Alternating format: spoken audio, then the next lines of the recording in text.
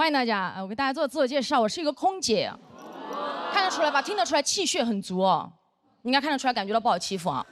但我刚刚上班的时候，有一次我在客舱服务，我站着发水，我就感觉我的屁股一直在被人摸，我当时都懵了，我本能反应转过去就是，你摸我屁股干什么？当时我声音很大，所有旅客都看向了那个旅客，他理直气壮地端着一杯水说。我没摸呀，我叫你帮我加杯水。我说你叫我加水可以按呼唤铃，你按我屁股干什么？他也不会亮。同事说你声音好大，你就不怕他投诉吗？我说哎，我被摸屁股，我还不能声音大。再说他能投诉什么？下去就被投诉了。他投诉我说服务态度不好。我领导问我你跟旅客说什么了？我说我屁股不亮。领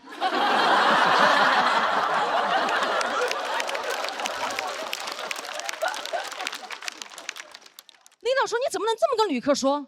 我说就是不亮啊，你的会亮吗？给我看一下。经常遇到这类的事情。还有一次我的一个小同事，一个小妹妹在客舱工作的时候被一个旅客要电话，旅客说你不给我话我就投诉你，我想办法能要到你的电话，非常害怕，走到后厨房问我姐怎么办。我说我跟你一起去，我走到那个面前，我说你是不是要他电话？你连我的一起要了。旅客说我不要了。我说你为什么不要？他说我就是不想要了。我说嗨，电话只想要一个了，刚刚发饭的时候餐都要2盒。哦，但这句话我没说啊，我怕被投诉嘛。后来下去还是被投诉了，他投诉我。非要给他电话。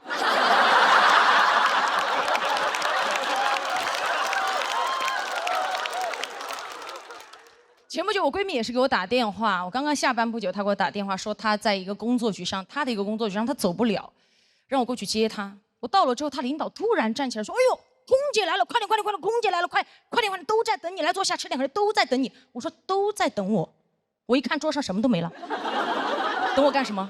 等我来收餐。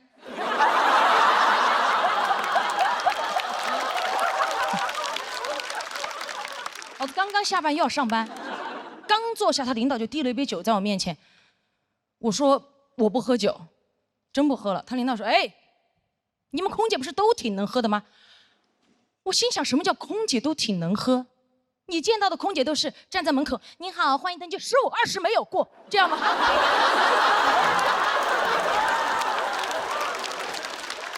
没有吧？所以当天我还是压制着情绪，礼貌的跟他讲，我说真不喝了，领导，明天还要上班。我实在是不想跟他多说话，当时脸色也不太好看。只见我朋友的领导脸色一沉，拍了拍我朋友的大腿，说你朋友生气了。我看到噌的一下站起来，你摸他腿干什么？当时我仿佛听到有人说了一句，他声音好大。但我就这么一吼，当时在场所有人目光锁定领导，领导一看就是老手，他举起他右边的老手说：“我没摸呀，隔着裙子不叫摸。”我低估了他这张老嘴，我气到浑身发热，汗流浃背。当时左边胸上的硅胶胸贴气到贴不住，咣的一下就掉出来了。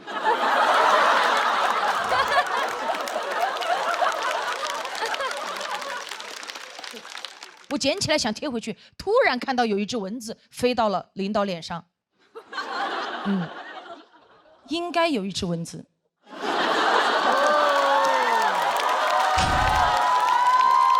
就是有只蚊子。我抓着我的胸贴一啪甩在他脸上，啪一声巨大声，当时领导都懵了。他说：“你打我干嘛？”我说：“没打呀，隔着胸贴不叫打呀。”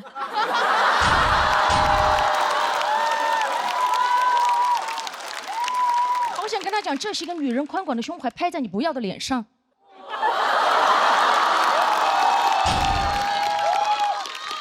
我手收回来的时候，胸贴依旧在他脸上，显得他脸皮更厚了。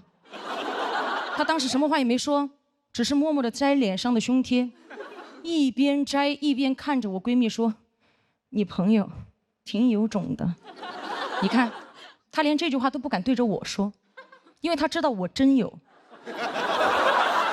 而且她但凡有点常识哦，她就知道这不是我全部的实力，因为我还有一个胸贴。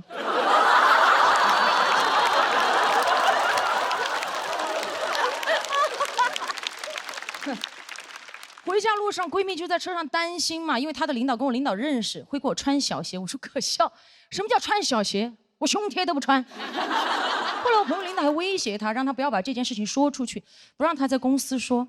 好，我上电视上说。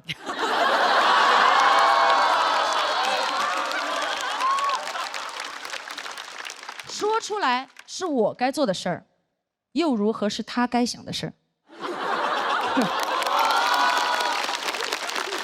领导还跟我朋友说退一步海阔天空，哎，我不退他也阔也空啊。凭什么要求我们心胸宽广，他怎么不注意自己的言行？哎，我们坦坦荡荡的胸怀都需要遮遮掩掩，他猥琐的大脑凭什么堂而皇之的带出来？我觉得不公平，我建议他出门带脑罩。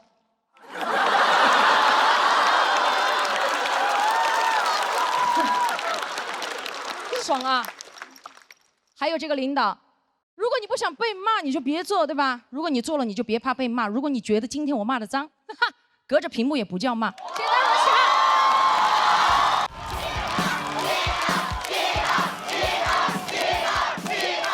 Hello， 大家好，我是嘻哈。谢谢谢谢。哎呀，节目都看了吗？好不好看？我也觉得节目非常好看啊，真的看得我激情澎湃的。那节目播出之后，我的生活也发生很多变化，就是收到了非常多的私信，我都有看，因为在座的应该有给我发过的吧？有。有一些很多啊，有很爱我的，表达了一些对我的喜欢，我非常开心。但看到一些也不好看的，有骂我的。我一天在家里，我就坐在沙发上，我就读私信。哎，其中有一条我就读的非常大声，我就在那读，我说嘻哈，你没有教养，你说话声音太大。我都还没有任何反应，我爸从书房冲出来，谁说你声音大？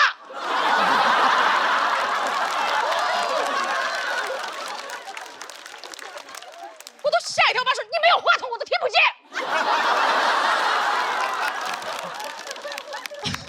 我在那个沙发上掏耳朵，我突然觉得这个私信真的说的还是挺有道理的，真的。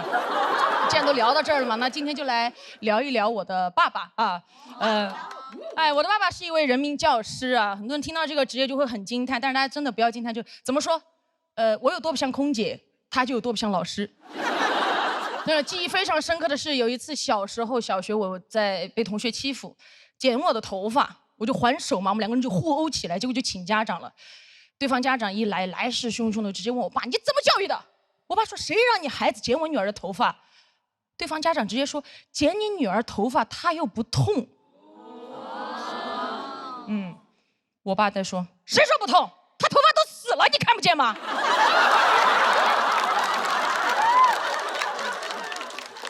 然后过来看了我一眼，抓着我剩下的发，你看，还有些没死透的还在哭。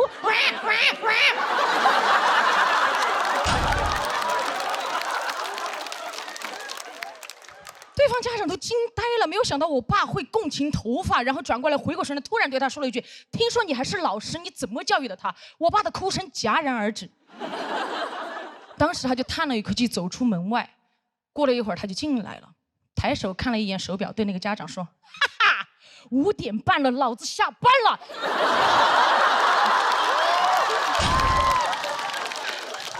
现在老子只是一个父亲。哎，真的很酷，对吧？当时对方家长说：“你燃什么？”我爸说：“我现在就把你儿子头发剃了，反正他也不会痛。”对方家长拖着小孩就跑了。我当时站在那觉得我爸好帅，我说我爸上班是李老师，下班是理发师。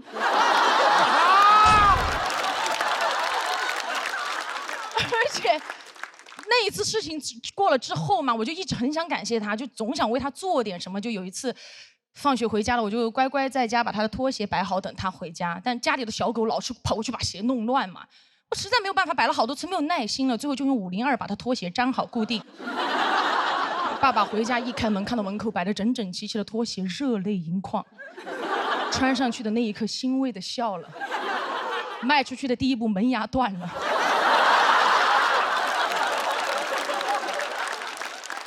他艰难地爬起来，开始张着血盆大口开始追我，特别像个密室的 NPC， 你知道吗？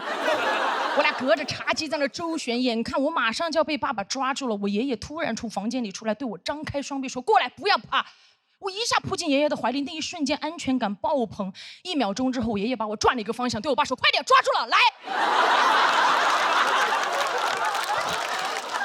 但真的，尽管我那么调皮啊，我爸爸和我妈妈其实一直很支持我做我喜欢的事情。当年就是一意孤行的去当空姐，他们也很支持，也很开心。然后有一次他们去旅游的时候，就偷偷买了我飞的那一班航班，没有跟我说。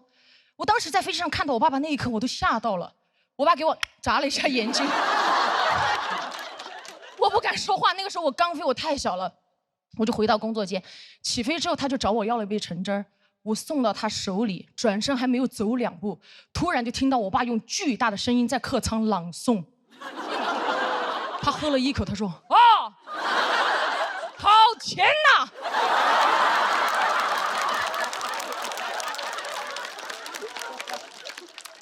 天哪，这个公司的橙汁太好喝了！这个空姐妹妹服务太好了，我以后只坐这个公司的飞机。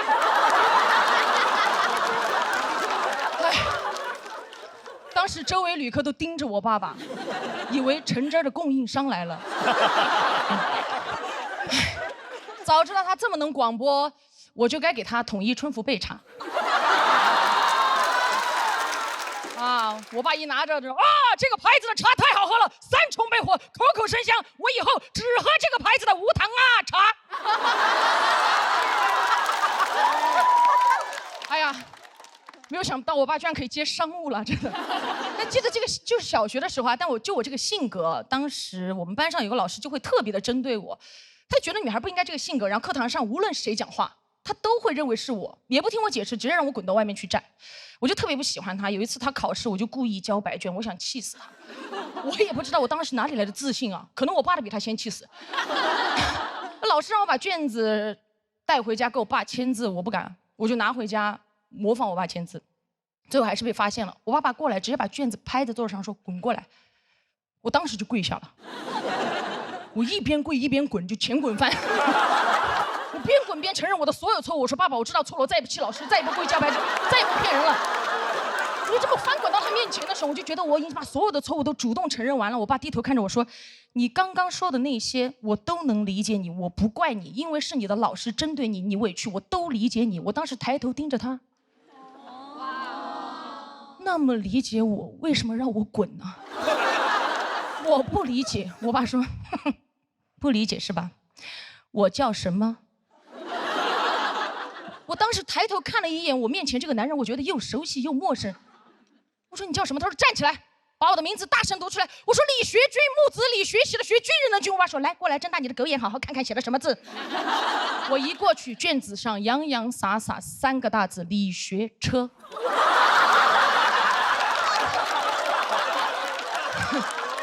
我爸说：“我学车，我学什么车？你把我那个军字上面的土宝盖给我掀到哪去了？学敞篷车。”啊！怪不得我到你学校去，你们老师都喊我居哥。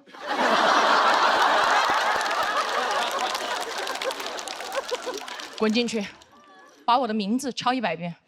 我当时就很不服嘛，抄的时候在100个学军里面藏了3个学车。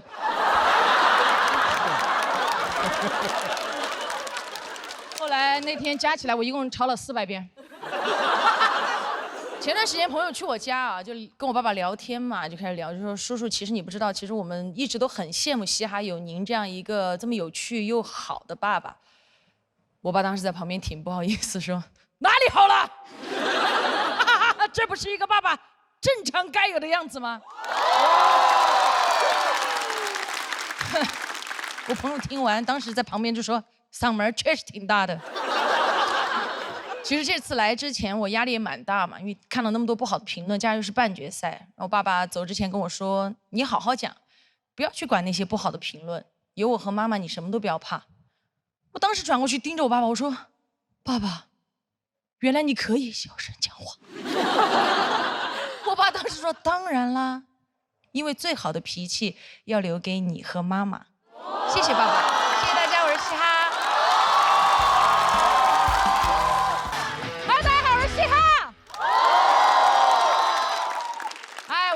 兜底了，哎呀，大家别看我这样子哈，其实我小时候也被欺负过。有一次，一个同学没有事情做，把泡泡糖粘我头发上了。你们知道那个东西很难扯的，我扯了很久，扯来凝固了，直接扯成一个机关。然后我就这么哭着回家，扯半天，越扯越气，然后就哭着，就回家。然后外公看了远处看过来，以为跑了一只火鸡回来，然后跟我说：“你在学校里不要跟别人动手啊。”就朝他吐口水就好。第二天到了学校，果不其然，同学又开始追着我打了，把我逼到角落，走投无路。我真的忍无可忍，我当时吐出去那一瞬间，整个世界就安静了，因为当天风很大。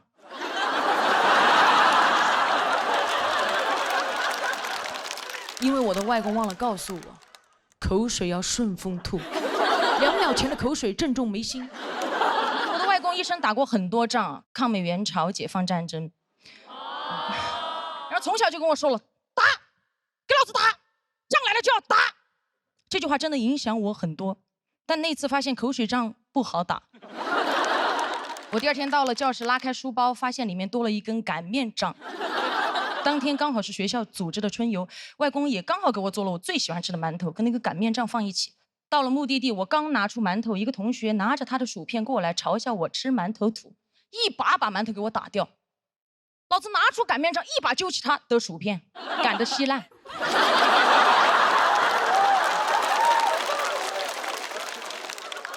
他本来想还手，看到我手里的擀面杖，转头开始暴踩我的馒头，直接踩成了一张饼。就在这个时候，老师看见了，一把拉开，他说：“你怎么可以糟蹋粮食了？快捡起来吃了。”他说是嘻哈的，我说不是我的，我说薯片在嘴里啊。老师说薯片嚼碎了不要说话。晚上回家，外婆端出馒头，一脸疑惑，说你先吃吧，本来说好今天吃饺子的，擀面杖不知道哪儿去了。我看向外公，外公虽然外公跟我说了仗来了就要打，当然我也不是没仗硬打，都是别人先惹我才打。整个学生时代，我的头发被剪过，吊带被扯过，馒头被打过，钱也被抢过。当然这些事情我知道也不止我一个人经历过，但那些欺负我的人后来也不好过。怎么说呢？老子的擀面杖，仗功赫赫，真的。后来他们都知道仗来了就要跑。后来上班成熟了很多，直到遇到公司一个出了名的爱刁难人的前辈。他最奇葩的一点就是有非常变态的控制欲。他在飞机上，只要他没吃工作餐，我们所有乘务员都不准吃。恶霸！我不行的，我是必须按时吃饭的。当天飞机上工作完了，我就开始吃。他过来说：“你怎么吃上了？”我说：“一起吃啊。”他说：“我不吃，我不饿。”然后阴阳怪气的跟我说：“你吃吧，你把我那份也吃了。”我说：“我吃的就是你这份。”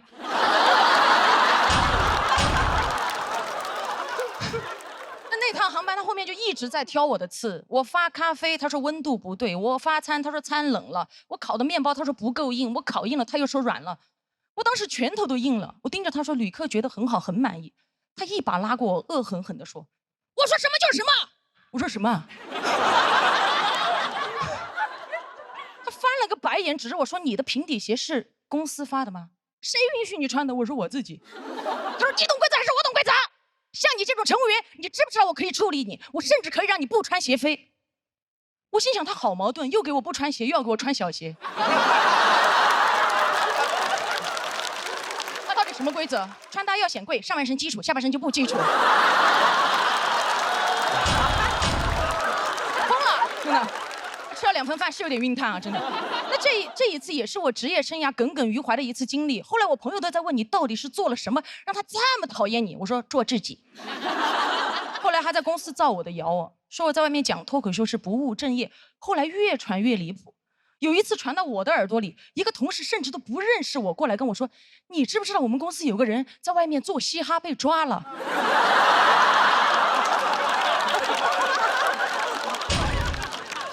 我说：“这不在这儿呢吗？这不？”我说：“不可能吧？”他说：“怎么不可能？我亲眼看着他被抓进去的。”说他利用空姐身份在外非法牟利。我说：“牟什么利啊？他该不会把飞机餐拿下去卖吧？”同事说：“飞机餐谁吃啊？”我听说他把飞机座椅拆下去卖了。我都不知道这种谣言怎么传出来的，还有人信。我拆飞机座椅下来卖，谁买？卖给高铁。而且说实在的，我被谣言真的困扰了很久，也被针对了很久。好在前段时间辞职了，很爽的。10年了。前段时间出差，我经常因为录节目往返嘛，我就正好坐到了那个讨厌的前辈的飞机。有时候世界就是这么巧。当时一上飞机，所有同事看到我都非常亲切，上来拥抱我。前辈和我对视那一眼，我从他的眼神里都看到了一种情感。嘟嘟嘟嘟嘟。错了，我和他对视那一眼，其实一瞬间想起的是刀枪棍棒擀面杖的声音。星，他一看到我就过来，非常阴阳说：“大明星。”你亲自坐飞机啊？一会儿还吃饭吗？我说吃，他说飞了这么多年还没吃够啊。我当时一肚子气，但我也没有想跟他吵，因为当时我觉得他说的也对，我确实是大明星啊。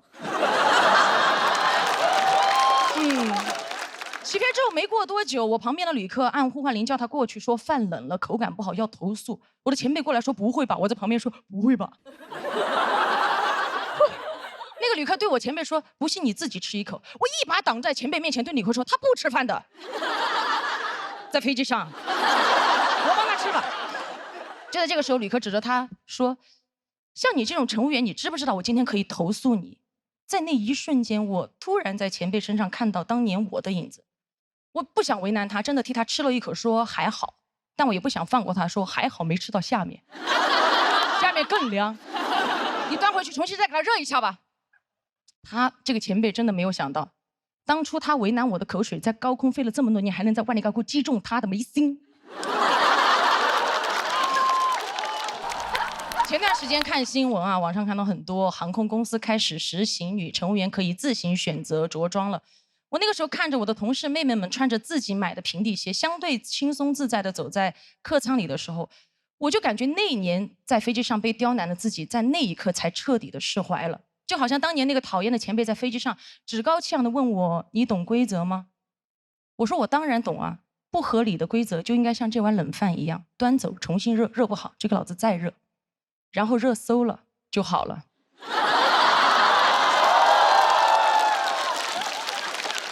他当年为难我的时候，一定想不到我不仅懂规则，有一天我真的还能改变规则。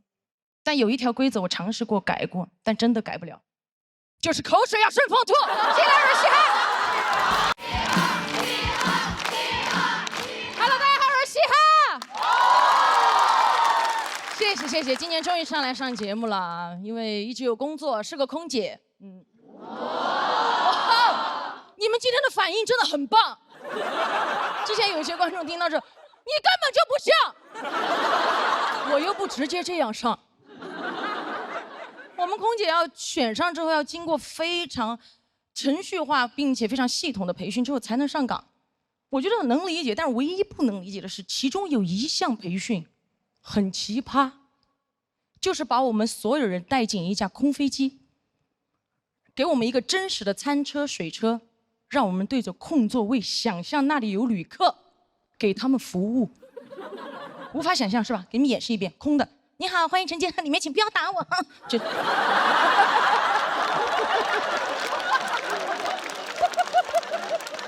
想象嘛，而且还要考试，所以考试当天我就发得很快。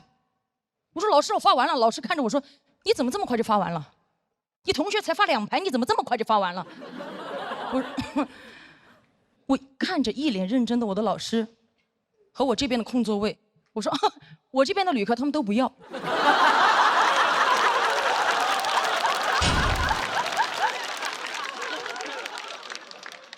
我老师非常生气，看着我说：“我飞了这么多年，第一次看到飞机上138个旅客，什么都不要。我说小声点，他们都睡了。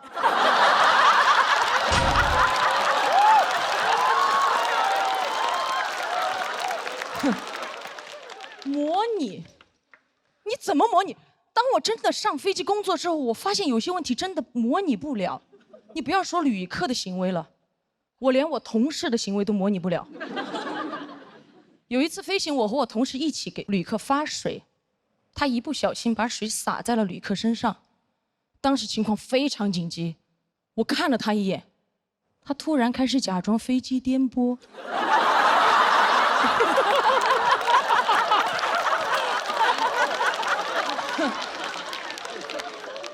他开始好颠，颠回了工作间。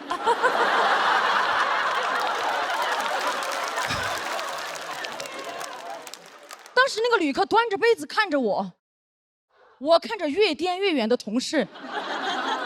我那个旅客问我，到底谁在颠？啊？这个水有没有人来过来擦一下？我说，我当时心里想的跟我手上做的事情一模一样。我说，哈哈哈哈，我擦。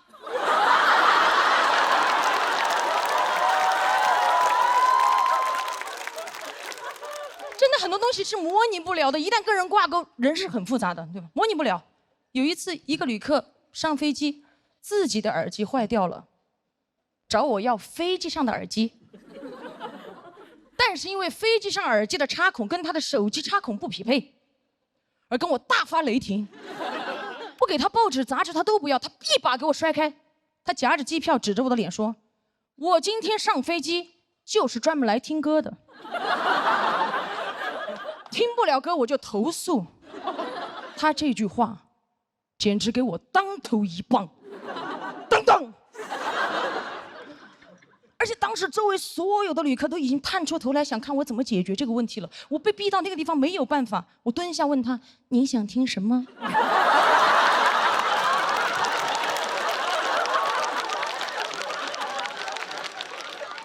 我给您唱。他说铿锵玫瑰，我说我不会。他投诉一切美好只是昨日沉醉。单单最后还是被投诉了，因为把他旁边的旅客唱醒了。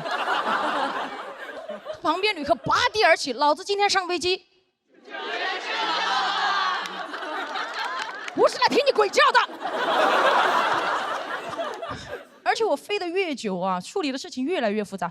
前段时间有一次夜航，一个旅客坐在3个人一排的中间位置，飞行时间太长了，他觉得有点热，他就去厕所把他那个秋裤脱掉。他脱秋裤我能理解哦，他脱的时候看到那个厕所有那个洗手液，他将就在厕所把他那个秋裤洗了。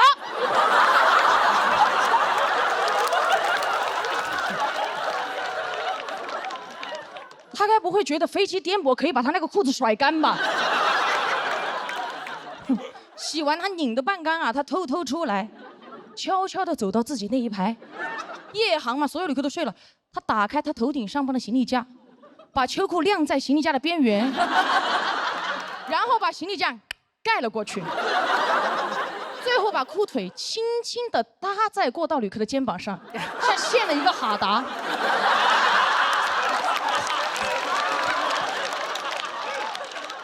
而做完这一切，他发现过道旅客并没有醒，他悄悄地跨过他，回到了自己的座位上。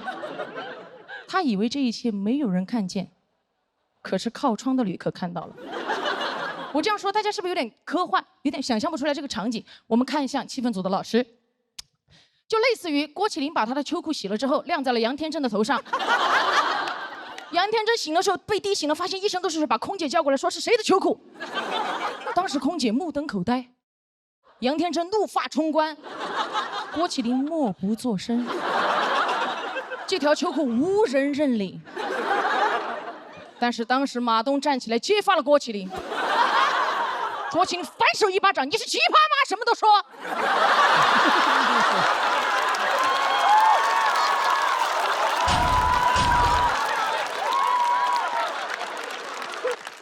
当时天真气得都不天真了。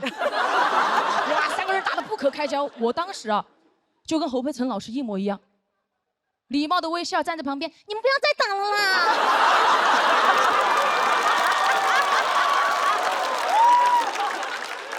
怎么办？好害怕。当时场景就是这个样子，跟大家还原一下，来看回来。但马东老师被打了之后素质非常高，都没有还手，直接捂住自己刚割的眼袋说报警。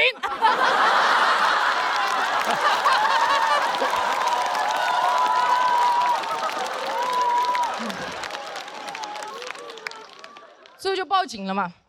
报完警我就准备去把那个秋裤收下来，但杨天真老师制止了我，他说我要保护案发现场。我尊重，所以这条秋裤就这样飘荡着在客舱落地了。落地后，警察上来也没有想到，我的飞机上3个人因为一条秋裤打了起来。他把我叫过去，你作为一个乘务长，这么简单的问题解决不了吗？哪个要你就给哪个呀。我说有没有可能是哪个都不要呢？说完，我带着警察进客舱，我说来。一进去，我们2个就看见3个人扯着2条裤腿打得东呲大呲噼里啪啦的，事态已经无法控制了。警察很快把这群秋裤子乐队带走了。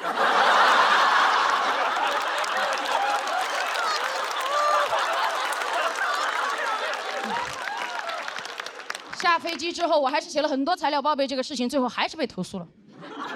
我后来想了一下，反思了一下，可能当时确实是我处理的不够好。我就应该直接用那条秋裤把我吊死。最后我发现，其实工作这么多年来遇到的事情，从来都没有按照所谓的模拟过来发生。我做再多的准备，突发事件依旧会不断的刷新我的人生难度。但是我总结出一个经验：只要我勇敢面对，付出真心，我就一定能获得真心的投诉。所以希望大家多谅解他人，少2条秋裤。谢谢大家，我是嘻哈。Hello， 大家好，我是嘻哈。我是空姐，看得出来吧？好，这都不算什么。我刚开始讲单口的时候，我是那一组唯一一个女演员。那个时候主持人介绍我说，接下来上场的是一位女演员。观众说啊，主持人说没对，垫了一句，她还是个空姐。观众啊，我一上场，观众啊。其中有个大哥噌的一下站起来，看过这个婆娘一看就是春秋航空的。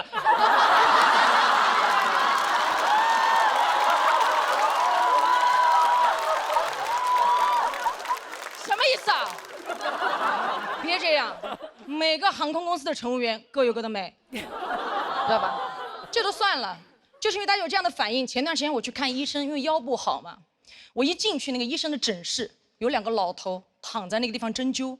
当时医生看完我那个片之后，觉得我非常的严重，他说干什么工作的这么年轻，腰伤那么严重。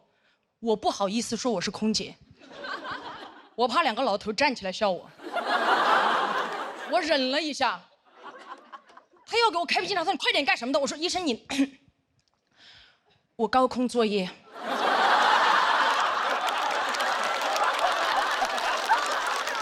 我刚刚一说完，医生手上的笔都放下了。天哪！哎，看到没有？高空作业，妹妹。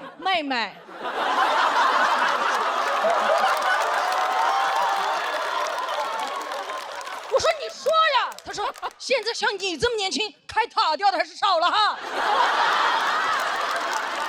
哎呀，确实我跟大家想象中的空姐不一样。我是体育生，原来是定向越野大赛冠军，国家2级运动员。怎么当上空姐的？完全是因为那段时间训练太累了，我不想跑了。我刚好碰到了空姐面试的招聘，我就报名了。拿到面试通知单那一刻，特别开心，拿着单子去找我教练请假了。我说教练，我不跑了，我要当空姐了。我教练拿过了单子，天哪，空姐！你去嘛，你当了空姐，老子给你买架飞机。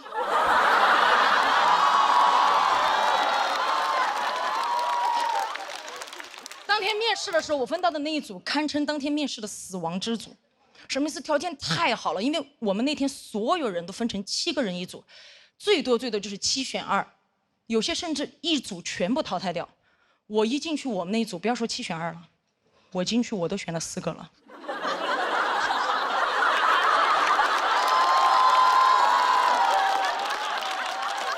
太好看了。第一个女孩净身高174，新疆人，对吧？我刚进去跟她对视那一眼，我就说这个空姐你当我不当啊。特别好看，漂亮到哪种地步？当天我们要求是穿短袖，裸露部位不能有任何明显的疤痕。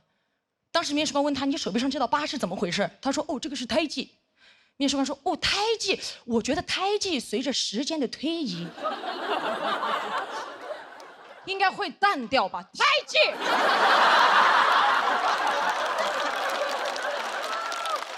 随着时间的推移淡掉，他在想什么？又不是爱情。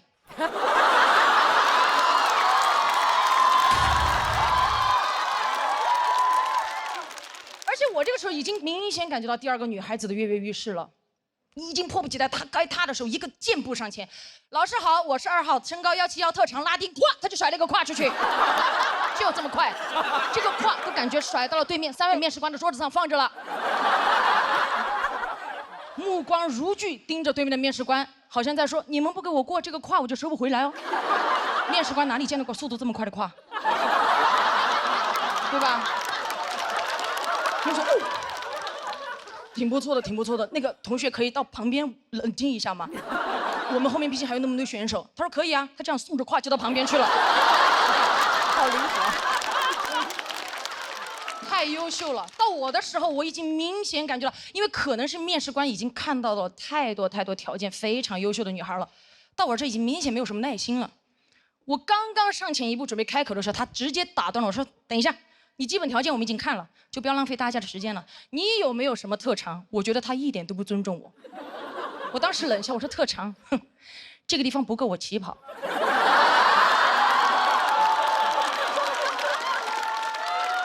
如果老师想看的话，可以放我下去跑给大家看。哦，3位老师是不是不知道怎么评判跑得快与不快是吧？没有关系，这样，3位你们现在从中随机挑选1位下去，我让他50米，我把他抓到，你们让我过，可以吗？当时其中有个面试官，你跑吗？我不跑了，累了，你先出去等一下吧。我说稳了。过了一会儿出来通知我过了，我说过了。我说问老师啊，我究竟是哪方面勾引了你们3位选择了我？老师说：“哦，我们今天面试了1天了，确实没有看到过跑得快的空姐。”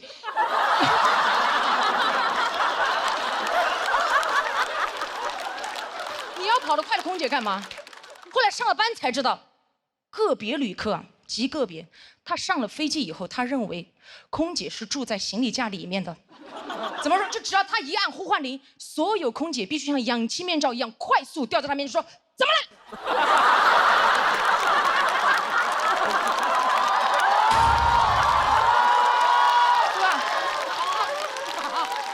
有一次我还在工作间准备，突然呼唤铃就响了。你们也知道，练体育的听不了发令枪。我当时一下冲去在他面前，怎么了，旅客？好快！我开心极了，觉得自己的特长有了用武之地。转过头看了一眼，我同事在门口胯只甩了一半。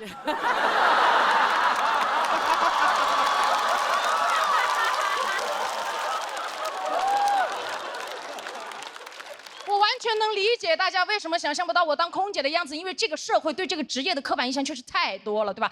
很多电视短剧里面拍的空姐就是这样，穿着短裙丝袜高跟鞋，拖着一个飞行箱在那个候机楼走过去走过来的，对吧？都是这样，完全不是这样的。而且我当了空姐之后，非常不能理解，为什么我们在那么复杂的高空环境下工作，还要穿短裙丝袜高跟鞋，就不能穿裤子吗？对吧？我当时问过我的老师。其中得到的一个答案，他就是有一个，让我印象特别深刻。他说穿裤子的话，可能有些旅客会觉得不舒适，不舒适是因为空姐穿裤子，你把飞机上那个拥挤的座位全部给它换成床，对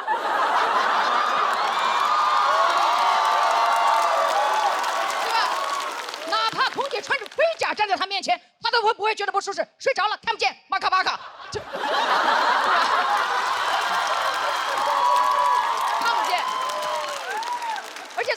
这个东西真的很不方便，真的，在这个职业里，我不知道它的作用在哪里。从舒适度和安全的角度来讲，都达不到，不保暖还吊裆，穿过的都知道，对吧？有些质量不好的非常恼火，哪怕这个世界上跑得最快的男人博尔特，这身装扮参加奥运会，对吧？过去各位，预备，砰！啪！撞线那一刻，博尔特100米成绩58秒69，没有破纪录，破了2双丝袜。而且，如果飞机遇到紧急情况着火了，真的需要撤离旅客的时候，我们撤离的最后一步，所有乘务员需要脱掉自己的丝袜，因为丝袜的材质在这种环境下非常容易起火。你不是知道它不安全吗？在这么紧急的情况下，还要花时间去脱丝袜，那为什么一开始还要穿？你哪怕给我穿一条厚一点的牛仔裤，起火的时候，我甚至可以把它一屁股坐灭。真的。对吧？遇到紧急情况，这个时候着火了，我说火在哪？我一屁股坐过去，我的同事拿着我灭火器来，火在哪里？我说火在当下。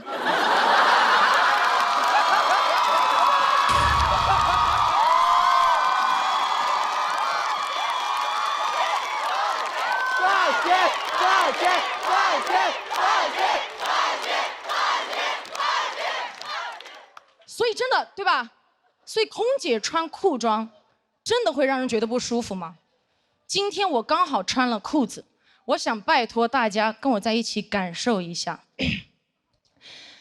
尊敬的各位旅客，晚上好。我代表全体机组成员再次感谢您选乘本次航班，我们愿与您共同度过一段愉快而舒适的旅程。我是本次航班乘务长希哈，谢谢大家，我们下次再见。